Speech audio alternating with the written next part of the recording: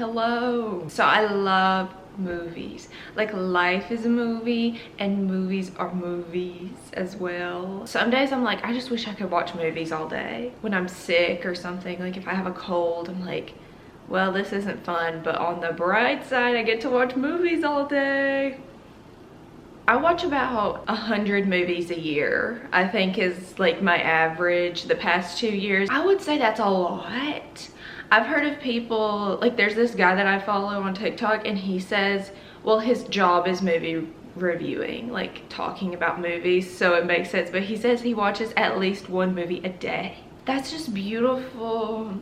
So I say all that to say, I'm not a connoisseur, but like I'm a connoisseur on movies. There are a lot of things that I've noticed that tend to come up quite a few times in said films. You know, it's not like annoying, but sometimes it is. These things can be done well and it kind of like adds to the charm of the movie, but sometimes it's like, okay. And I know that making a movie is so hard, and to make a good movie, like that's a lot. But these are some tropes in movies that I've noticed that I just feel like I have to get it out so that I'm not thinking about it as much, and so that I can hopefully share this with some of you, and some of you share my sentiment anyway. So I don't know. So the first one that I think is one of the most distracting ones once I realized it. Like, I don't think I realized this until the past few years. When they're pretending to drive and they're driving really badly, you can tell from the wheel that they are driving badly, or they're just not looking at the road whatsoever. Like, they have been looking at that passenger for 30 seconds straight and have not even glanced at the road in front of them. They would have run off the road or into the median or something. Literally, who is driving this bus? Because I'm a passenger, where if I'm in the passenger seat, like if I'm going on a road trip, it's really hard for me to sleep because I want to also keep my eyes on the road and be like that second person that in case they like veer off the road, I can be like, whoa. And I also get car sick.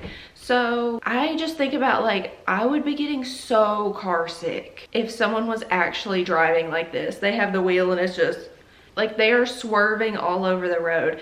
I think what they're doing is they're trying to make it look natural, but they're legit like, I'm like, we're gonna be going like this. And there would be red and blue lights behind us. Also, just like look at the road. And why is the passenger not saying, hey, look at the road? I have gotten into one fender bender because of that. So this hits a little close to home. But enough about me. What's going on with you?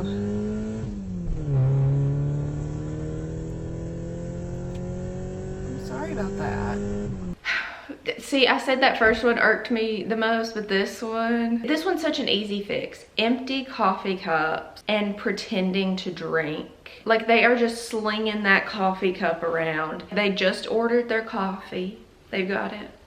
And they just start, hey, like, there's supposed to be a full cup of piping hot coffee in there. And we can see with our own 2 eyes, it's empty. We understand gravity. Whether it's a mug or a to-go cup or a whole bunch of drinks in a carrier, it's noticeable. They'll be carrying like 4 cups of coffee in a carrier and they'll just be like, hey. And I'm like, whoa, this would have me covered in liquids. I want to see you a little bit stressed about keeping the mug or the cup upright. I want to see you holding it. I want to feel the warmth coming from it onto your hands. There are some actors that do this really well. I've seen some like specific Hallmark actors that are really good at making it look like, got my hot cocoa. And then just pretending to drink when we can tell that nothing went in your mouth. Nothing went in your mouth. You didn't even do a pretend gulp. Oh, I'm about to drink this full cup of coffee. It's so warm and filled to the top. Oh, you want some? Okay, you just take mine. I'll make some more. Take it. No, I have plenty of coffee. Take it. Have you seen Josh lately? He was acting kind of weird yesterday, don't you think? Like, I know that I broke his lamp, but like, I mean, I don't know why he's just so mad about it, you know? Like, just get a new lamp. It's not like it's vintage or anything. In the same vein, pretending to eat or different amounts of food being gone when they cut back to the person. Sometimes if the actor is taking liberties, or if the director or someone tells them like actually eat it and they do it, you can tell. One of like the most famous versions of this is like Brad Pitt. He will like be snacking through his movies. But I guess the hard part about actually eating on camera is the amount of food that you have to eat by a certain time, and if they cut back to you can't eat more. There will be like one bite out of a pizza and then you cut back to it and it's like an entire pizza is gone, and it's like, that's not physically possible unless you are Joey Chestnut. And that's why on like Love is Blind, I think the first season they had cups that were clear, but they do so much editing on that show that people were getting distracted by the different amounts of drinks being in there every time they would cut to them.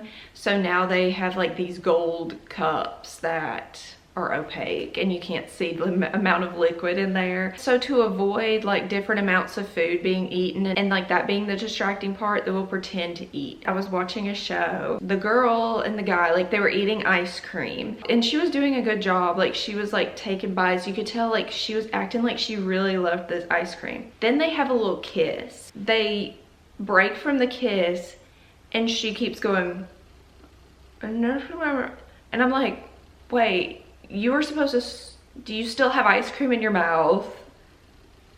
But maybe it was a choice. Maybe she was like, I still have ice cream in my mouth, because it was just so sudden. This is good pizza. What kind is it? It has like sausage on it. It's good. I really like it. Good, I'm glad. You need to give me the recipe for this. I actually just ordered it from Domino's. Oh, you bought it at Domino's, okay. Well, it tastes homemade to me. Like you didn't even have to say that because I thought it was homemade. You could have just said, yeah, it was homemade. I wasn't gonna say that. But then I know you would have been lying and you wouldn't be a good friend if you're lying, so. I'm mediocre at best at piano and guitar, but I can tell more now when I see in a movie or something if they're pretend playing a guitar or a piano. Especially other instruments, you could be doing whatever and I don't know.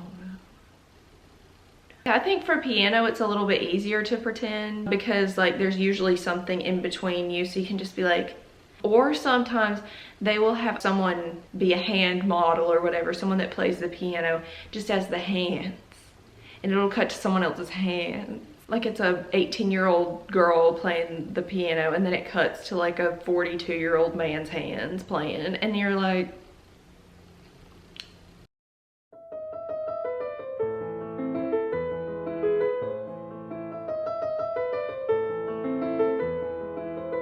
and for guitar, sometimes they try to like get the chords, but sometimes it's legit just like the famous Camp Rock scene where she is just, she's going for it. But at the time, no clue. I thought she was shredding that guitar. Here's a song I wrote. I'm a little bit rusty, but hold on.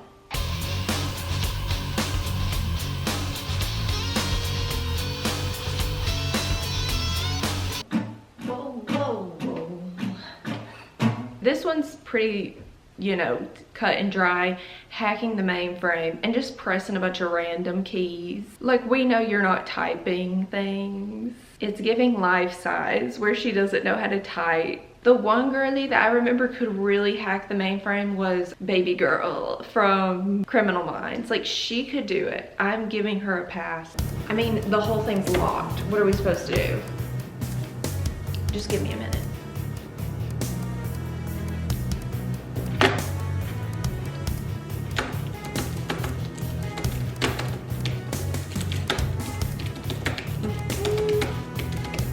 And Bread.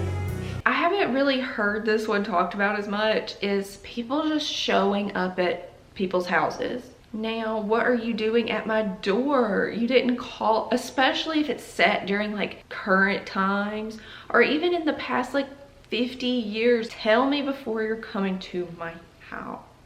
Like, you could have easily just called real quick, sent a text, even if it's back in the day. Pick up that little thing and say, Sarah, give me Barney. But I don't really mind this as much because I think it makes it more interesting if they just show up at someone's house to tell them something. Like, it's always them telling them something. Like, you could have just sent a text, because you don't want to see people just on the phone or texting the whole movie, which that can be interesting too, but I see like the face-to-face interaction adds a lot more to it. Like, imagine the show Friends and they're just talking on the phone to each other the whole time and they don't just randomly show up to the apartments constantly. That's no fun.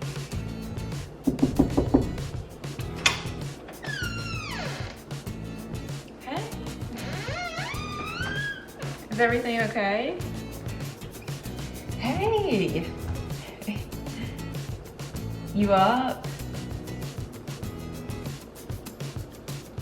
Yeah, I am up. You can see me up. So what are you up to?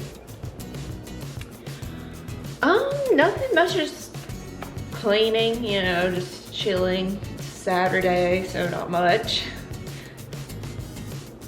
That's cool. Well, I just thought I'd check in, just, you know, say hey. All right, well, I'll see you Monday at work. Okay. All right, bye. Weird. Speaking of calls, okay.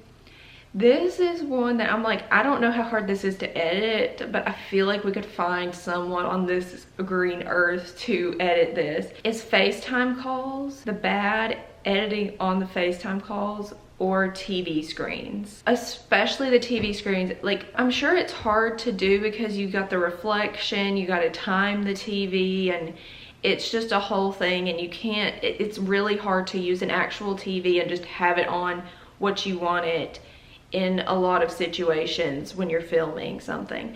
But I can tell that y'all just overlaid the screen on this TV. When it looks a little bit too perfect, or like it's a little bit off, like there's no dimension to it whatsoever, especially if it's one of those old like box TVs. I want to see the fingerprints, I want to see the glare, like the reflection, like give us some signs right now. Alien in the reflection of the TV sign. I wonder what's on TV right now. Let's see.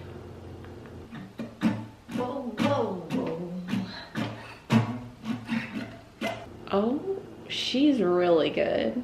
Oh, or when they're talking on the phone or FaceTiming, there's sometimes that you can tell that they're not actually talking to each other because they speak over each other just a little bit. There's no reaction to each other. Like in one of the Hallmark movies that I watched like a couple months ago, I made a video about it. There was a scene where this girl was FaceTiming someone and you could tell the other girl on this FaceTime was in another dimension. She was just not in the same reality as the girl that was FaceTiming her. Like, this woman filmed this little FaceTime interaction 3 weeks ago. Oh, she's calling. She's calling. Okay. Hi. Hi, Aubrey. I would just like to let you know that you have the job. Congratulations. Thank you so much. Thank you. Thank you. You won't be sorry. Okay, you won't be sorry. We are so lucky to have you on our team. How does it feel? You don't realize how much this means to me. Well, anyway, I'll talk to you later. Goodbye. Oh, she hung up. Okay. All right. Yay! This one's kind of a fun one. The mother or whoever makes a huge spread of a breakfast that they would have had to get up at 3 a.m. to even attempt to make this much breakfast. And the kid walks downstairs, they take one bite of toast, maybe a little sip of orange juice, and they say, gotta go, I have a chemistry quiz in 5 minutes. I always think about the mom. If I was that mom, I'd be like,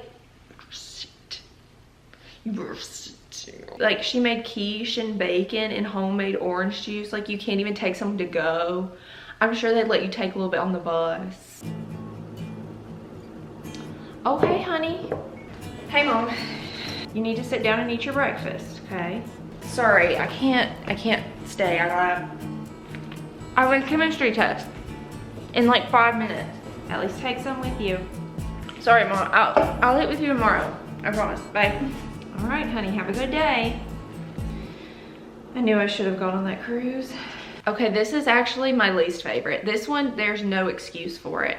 Maybe the first few times that I saw it, I was like, okay, I've seen it too many times. It needs to be put to rest. You're on fire. No, you're on fire. I can't do it. I can't. I will fully be giving a movie 1 less star on Letterboxd if I see this line. I will at least 1, maybe 2. If I'm feeling wild. The only movie where it really worked for me, maybe because it was probably the first time I heard this, was in Fantastic Four. Someone says it to Chris Evans, but he is the Human Torch. So it makes sense because he's quite literally on fire. Do you like this shirt? I don't know if I should get it. What do you think? What? You're on fire. Thank you. No, like, you're on fire. Oh. Get off, get off. Running and walking is a tough thing to do in a movie. But sometimes you can tell, like, they're running in place, mostly in sci-fi or less realistic movies. They'll put a green screen behind them and stick a treadmill down there and they'll be like, run. Pretend like you're running from an alien. Thank you so much. And like, I would do it too for a check, but we have to go. They're chasing us. Come on. They're getting closer.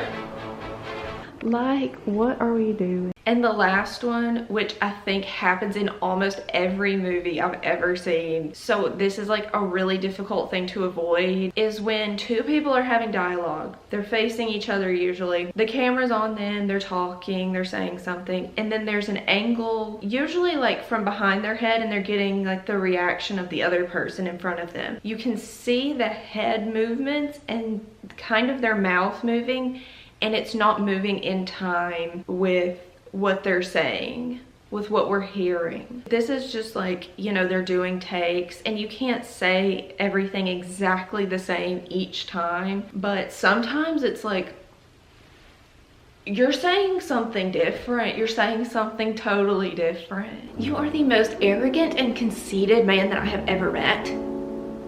And I don't even know how I've lasted this long. You know, it's crazy. So why don't you just take your ring? Yeah, just take your ring and go. Just go. I don't even want to see you again. But with all that said, I think this really does make movies more charming and interesting. Unless it's just, you know, really awful. Anything at this point is better than AI. Anyway, thanks for watching. Bye.